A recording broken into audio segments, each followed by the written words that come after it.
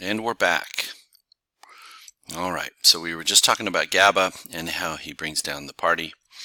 And then we're going to go to glutamate. Now, I apologize for this because this is a mnemonic that it's PG-13, but it's kind of dirty. Now, exciting. So glutamate is the opposite of GABA. They don't like each other, right? GABA likes to bring the party down. Glutamate likes to bring the party up. So when you think of glute, I don't know if you remember from your anatomy classes or anything like that, that the gluteus maximus is a muscle on your backside. It is where your bottom is. Your bottom is your glute. And I don't know about you, but sometimes I find the sight of a nice glute exciting. So, and maybe it's just me. Could be. But that's a good mnemonic for you.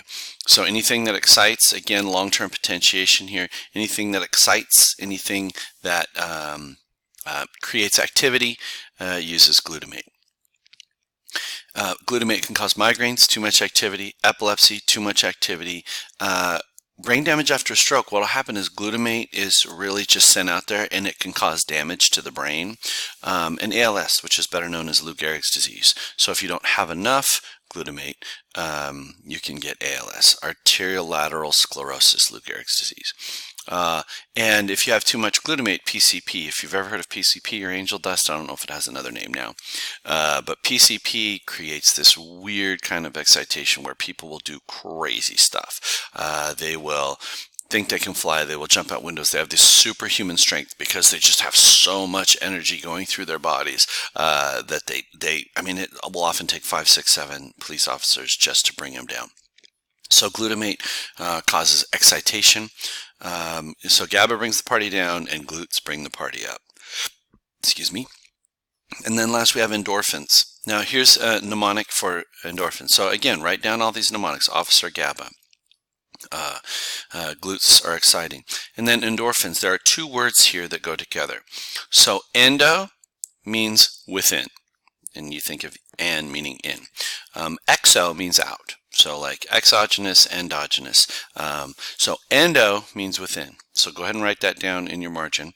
And then when you think of orphine, I'm sure if I say orphine and we add a letter to the front, you can think of that. What is something that we take that controls pain that sounds like orphine? Yes, morphine. So endogenous morphine is basically what endorphins are. So if you've heard of runner's high, well, and many of you have probably done this. You're in the middle of something. You are in a football game, baseball game, cross-country meet, whatever. And you get hurt and you don't know it until afterwards. And you get down and you're like, where did this huge scrape come from? You didn't realize your ankle was sprained. I mean, there have been people who've run marathons on broken bones. And what will happen is, and you've heard of the runner's high, so they're out there, and when you exercise, endorphins go through your body. They allow you to complete whatever you're doing. So you have morphine running through your body that comes from within. So it controls pain. So these endogenous morphines are released when you exercise.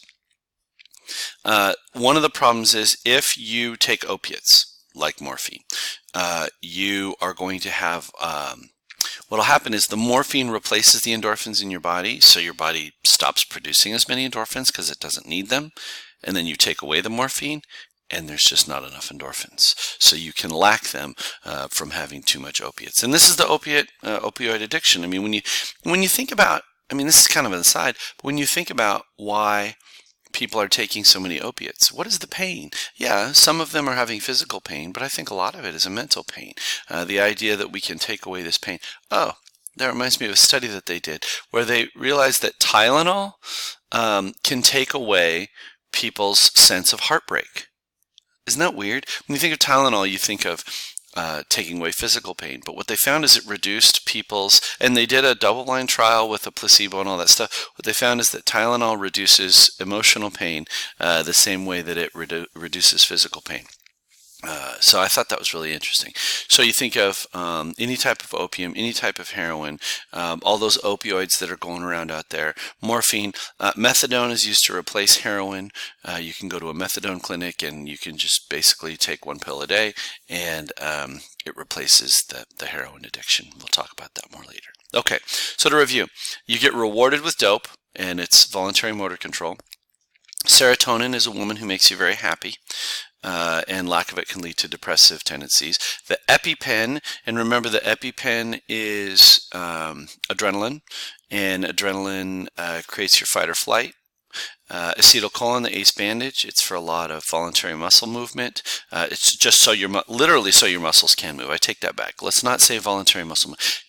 In your muscle, if you don't have acetylcholine, you can't move. So we need acetylcholine in order to move, and that was Botox. Officer GABA brings the party down. Officer GABA comes in and says party's over. Glutamate brings the party up. That's what glutes do. And then endorphins, morphine inside of your body. That is endorphins. Okay.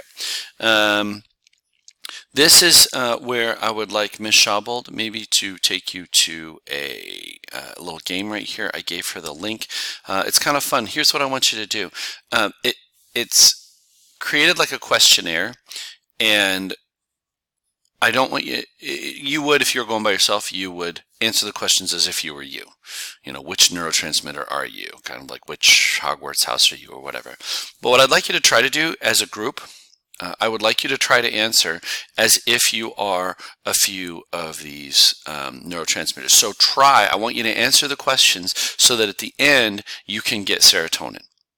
And then I want you to try it again, and I want you to answer the question so that when it says which neurotransmitter are you, you get serotonin on the first one, you get dopamine on the second one. So try that a couple times. If you want to try, if it's fun and you want to try with a third neurotransmitter, you can pick one. You can pick GABA or whatever. I think it has all 7 of them. So go ahead, play that game, and give it a shot.